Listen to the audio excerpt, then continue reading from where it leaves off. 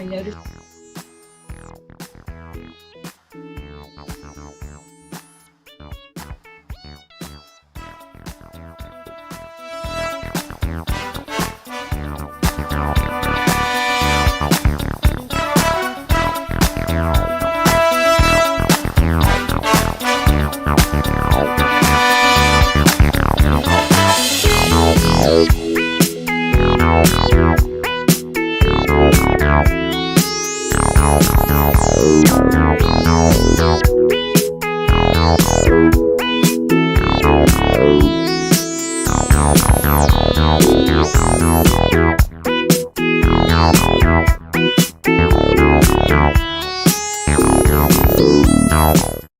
It's 5:30 and it's 5:30 p.m. and I'd like to call the special work session to order on July 12th, 2021.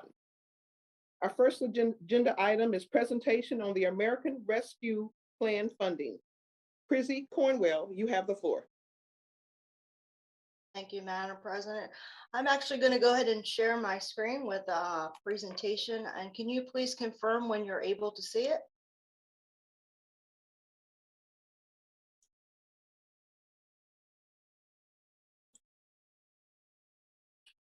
Are you able to see it, Madam President? No, ma'am.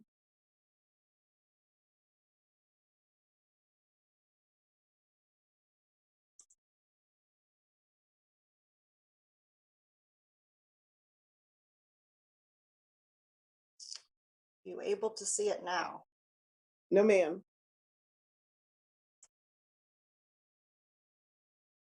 It's coming up now, Chrissy. Perfect. Yes. Thank you. All right, I'm going to go ahead and get started. Thank you and good evening, Madam President, Mayor, and Council members. I appreciate the opportunity to present to you the American Rescue Plan Act of 2021, known as AARPA.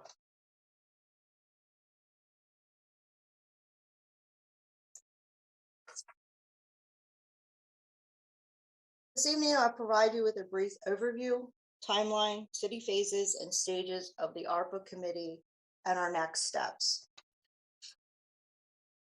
On March 11, 2021, President Biden signed the American Rescue Act plan into law and established a coronavirus state and local funds, recovery funds. This program has provided $350 billion to state, territorial, local, and tribal governments in responding to the economic and public health impacts of COVID-19 and their efforts to contain impacts on their communities, residents, and businesses. The U.S. Treasury has outlined 4 objectives regarding these funds, and the objectives are to support COVID-19 response efforts and decrease the spread of virus, replace lost revenue, strengthen public services, and retain jobs for governmental agencies, address economic impacts to households and businesses, and to address public health and economic disparities. Of the $350 billion, $19.53 billion has been allotted for non-entitlement units of local government, and Laurel is one of those. Non-entitled governments means a local government in an area which is not in a metropolitan city or part of an urban county. In addition, we are required to follow guidance under the interim final rule to administer our funds and work with the state of Maryland, which will be providing the funds through a pass-through grant to us. The city has developed local objectives to guide us through this process. These are the 5 objectives. Revenue loss, to capture and remediate the city's revenue loss due to COVID-19 to ensure quality services and continued for citizens. Premium pay, to provide premium pay for fully vaccinated, eligible, essential, and frontline staff that delivered city services during COVID-19. Public health, to provide and enhance public health resource and needs through programs or services that will address disparities. Economic impacts, to provide financial relief to those affected by COVID-19 through partnerships with businesses, organizations, and nonprofits. And infrastructure, to expand and enhance the broadband, qualified infrastructure, and a possibility to partner with others. It has been estimated that the city will receive $21.4 million in funding. These funds will be awarded with 50%, which is approximately $10 million in the next coming weeks, and the remaining funds in the fall of 2022. But I want to remind you, at this time, there has been no confirmation of the allocated amount that we will receive and when it will be received. All funds must be incurred by December 31st, 2024, and the grant must be closed out by December 31st, 2026. The city will be required to submit annual reports to the U.S. Treasury. The city has developed phases and stages to ensure we are in compliance and tracking all projects or programs under the AARPA. We've created 6 phases. Phase 1, data collection. This is where a small team of city staff have and continue to review and examine guidance, webinars, and trends. Phase 2, preparation. The cities continue to develop methods to streamline the funds and to ensure everything is tracked. Phase 3, the application review. The city will be using an application process to award the funds, and I'll explain this in more detail in the next 3 slides. Phase 4, implement agreements. Once it is determined an organization is awarded funding, agreements will be put in place with that organization. Phase 5, program management. The city will have dedicated staff working on this program to assist organizations, review applications, and ensure we are in compliance with guidance and audits. And then phase 6, the grant closeout. By December 31st, 2026, we will be required to have all funds exhausted and close out the grant with the state and the U.S. Treasury. By the end of the summer or beginning of the fall, we will launch a website with an application and instructions. For all businesses, nonprofits, or organizations interested in funding, we will be requiring an application. Each application will go through 7 stages. Stage 1, applicant will fill out a preliminary application with some basic information and questions. Stage 2, staff will review the preliminary application and either approve it or coordinate with that applicant to try to move it to the next stage. Once the preliminary application is approved, the applicant will fill out a detailed application. Stage 3, all detailed applications will be reviewed by an internal committee, and I'll explain that later in another slide. Prior to reviewing the application during stage 4 with the committee, we'll have established guidance to approve or deny applications for that committee. If more information is needed, a dedicated staff member will coordinate with the applicant to obtain additional information.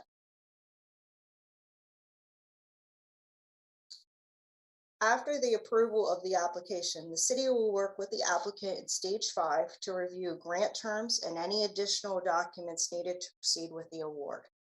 Stage 6 will require cooperation between the city and the applicant to receive any information or updates on projects or programs for any reporting requirements. And stage 7 will be the closeout of each applicant's grant. Awards will be closing in different period times depending on the project or the program. The city has created a local AARPA committee to ensure that all processes are followed. The committee will also review each application for approval or denial. The committee is made up of primary members consisting of the mayor, the city administrator, the deputy city administrator, council liaison, and primary support members consisting of the director of budget and personnel services, chief of staff, emergency manager, and a support position. This time, I'm sure you're asking, what are the next steps? Therefore, I'm going to turn it over to Ms. Michelle Saylor, the city's Director of Budget and Personnel Services, to explain our next steps.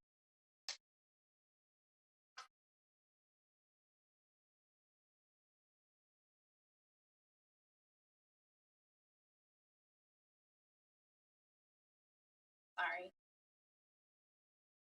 Can you hear me now? Yes. Thank you. I can't see the icon. I would just like to acknowledge Ms. Cornwell's work on this program, and that she's brought us as far as we have gotten in this process. As she said, we've all been watching as many webinars as we can with our various groups, and looking at information that's being provided by our organizations, Government Finance Officers Association, NLC, MML, and the like. So these next steps would be the calculation of the lost revenue.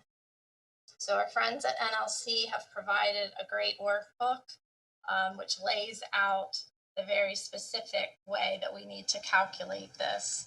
And it starts with the using the FY 2019 final revenue numbers. There are some restrictions there as far as what you can count as your actual revenue for that year. And then they provide basically a market adjustment or a growth rate adjustment that gets applied through this worksheet that we'll be working from. So there are some challenges with that. While we're using our fiscal year FY19 as the baseline, the years and the calculations after that are based on the calendar year. So we're still looking at that. They do provide the growth rate, but there are also some other calculations. And again, we don't want to count revenue that we're not supposed to include in this calculation.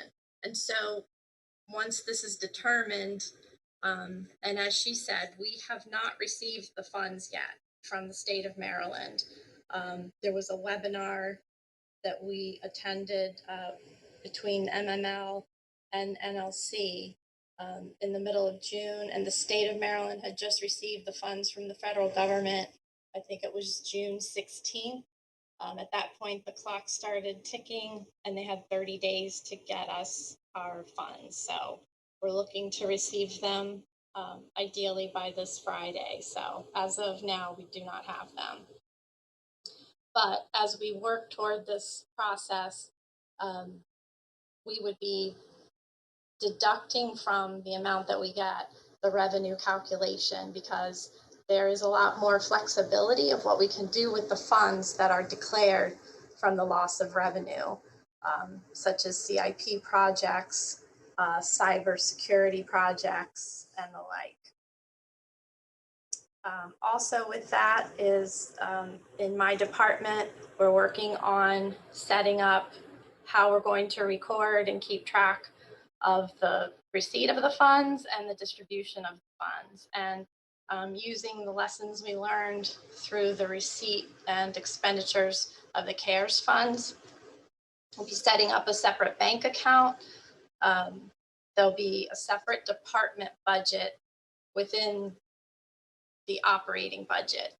So unlike with CARES that most all went through the OEM budget, this will be entirely separate with its own line items that we'll be able to isolate all the uses of those funds from that. We'll also be utilizing our project accounting that's in our finance software.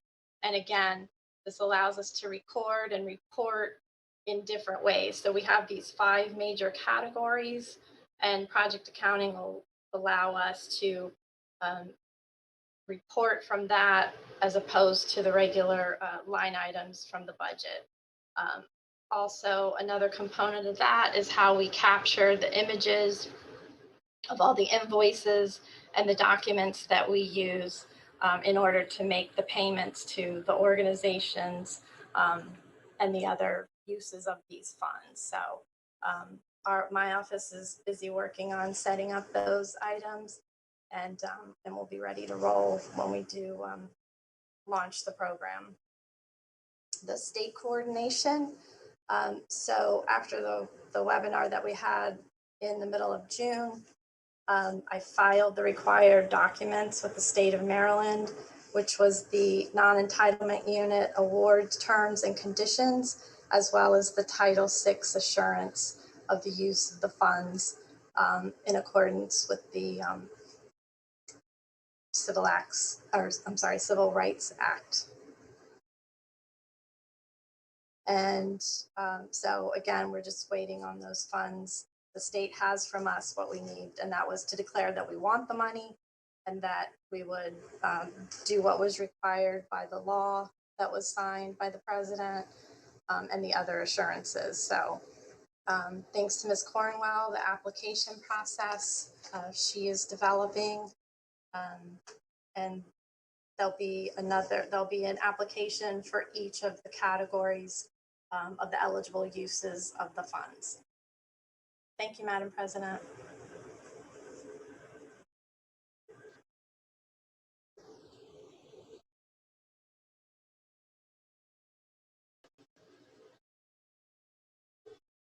Thank you. I'm sorry for the delay. I lost power there for a second. Thank you for your presentation, Ms. Cornwell and Ms. Saylor. I'll now take questions from the council. I'll start with Councilman DeWalt. No questions, Madam President. Councilman Les. I'm fine with this, Madam President. Councilman Smith.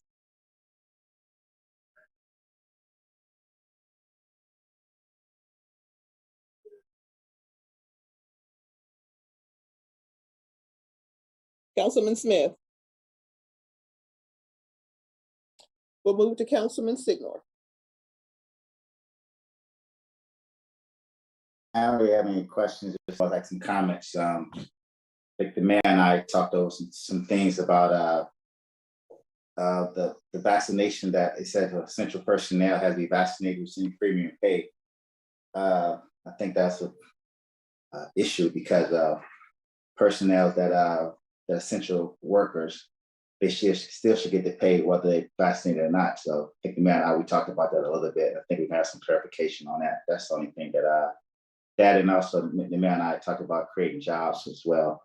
So I'm quite sure that all that stuff will be worked out once we get into the planning commission part of it. So those are the things that I'm concerned about. Thank you. If there are additional questions that come up, please direct them to Deputy City Administrator Pulley.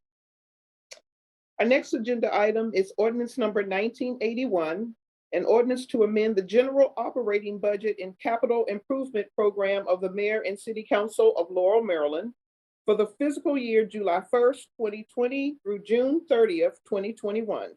Ms. Saylor, you have the floor. Thank you, Madam President, Mayor Mo, and council members. This is our 5th budget amendment for FY 2021.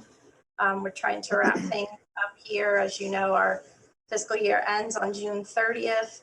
However, there are a lot of things that happen in July and August to wrap up all the records that we need to update. But making the best projections that we have, in addition to the information that is securely been recorded, I provide to you this 5th amendment that would increase the budget, the operating budget, by $1,307,432. The increase would allocate, real estate tax revenue that was unanticipated, utilizing that to make an additional contribution to the pension plan of $250,000, as well as an additional transfer to the CIP to provide funding for projects on a cash basis rather than additional financing. And those projects would be our fleet acquisition for fleet replacement, an additional $40,000 for the phone system. This project is budgeted, and Mr. Frost informed me that additional funding is required because there are additional requirements, federal requirements from the FCC on being able to identify the extension of emergency callers. We also have $50,000 for IT facility updates. So when there are additional cabling of of city facilities that need to be recabled and rewired. $332 for street projects that need to be determined. We have a replacement list. Those are funds that are additional from our highway user revenue that was unanticipated. We have a project in the CIP for energy efficiency improvements that has covered the transition of the building lighting, the interior building lighting from standard to LED. So we're just replenishing that project with $150,000. Stream bed restoration for $150,000 and $100,000 for major facility maintenance. So that could be projects for roofing and other renovations, possibly at the Goody House. This budget amendment also covers recognizing that there were interdepartmental, transfers in Parks and Recreation, as well as some staffing changes in Public Works that required transfer between, as you know, their budget is broken down into 10 different sub-departments, if you will. And so when people move around, but they've been budgeted in one sub-department, those funds need to be moved. Another exciting point is that our workers' comp carrier, Chesapeake, presented the city with a check for $30,000. And so that was a dividend from them not paying out as many claims. And so we are proposing to reallocate those funds into a driver simulation system training, where a big tractor trailer will come and they've got all these simulators. They can simulate driving a plow in the snow, those types of things. So we're reinvesting that dividend into the employee training. Additionally, this ordinance proposes to create a training and tuition reserve account, employee training and tuition reserve account of $100,000, as well as an affordable housing fund as seed money for a program that the mayor's working on. So basically that is it at this time. So again, it's $1,307,432 additional to the operating budget, and then $983,830 additional CIP projects. Thank you. Thank you. I'll take questions from the council. I'll start with Councilman Sigler. No questions. Councilman Les? Thank you, Madam President. Michelle, the $100,000 for major facility maintenance, or let's see how that's worded. Yeah, major facility maintenance. That's carried in the state budget. Is that the money we're getting from the state? No. I noticed that in a report we got, and it said it was for the municipal center. Is that correct? No, this would be for roofing projects, various facility projects that we have. It has nothing to do with state money, although it could be used as matching money if there were an opportunity. Yeah, that was in the report we got from our lobbyist. I'll mention that because I asked the question earlier in an email I sent. The second thing I want to just ask, where does the Main Street facade grants show up in your budget? The money we dole out, the money we, I think we just gave out about 150,000. Is that correct? That was 262 in the economic and community development budget. Okay. All of the business grants run through the economic and community development Okay, department. just lump them all together and you divvy them up in the bookkeeping, is that correct? Yes, in that project accounting that I mentioned, we can track it Yeah. separately, even though it's all coming from the same line item in the budget. Okay, well, I think that's a real benefit to our businesses, especially on Main Street. And I appreciate the efforts the administration's made to get the word out and get the applications in. Are we finished with all those Main Street grants at this point? The whole of the 262,000 for the marketing was paid by June 30th. That was the Okay. requirement of the state because the money came from the state. Right. All right. And do we anticipate any funds coming in for this current year for that program? I'll just ask that question. I'm sorry, I can't speak to that. Maybe Mr. Love. Yes, Councilman Les, we are looking into different grant programs for that we're going for, including the facade grant. I know our economic development coordinator is looking for other grants to replenish some of those funds. So we are looking to add to it. Anytime those opportunities come up, we apply. Okay, I'll just point out, I've gotten a couple of questions about the facade grants for Main Street. And what's happened is some of the other businesses that are not on Main Street have asked, is there anything for us? So I'll just point that out. And I think we need to look forward to that in the future. That concludes my questions, Madam President. Thank you. Councilman DeWalt, No questions at this time. Councilman Smith. No questions, Madam President. Thank you. This ordinance will be introduced at our regular city council meeting that will be starting this evening at 6 p.m. That's July 12th, 2020. This work session is now adjourned.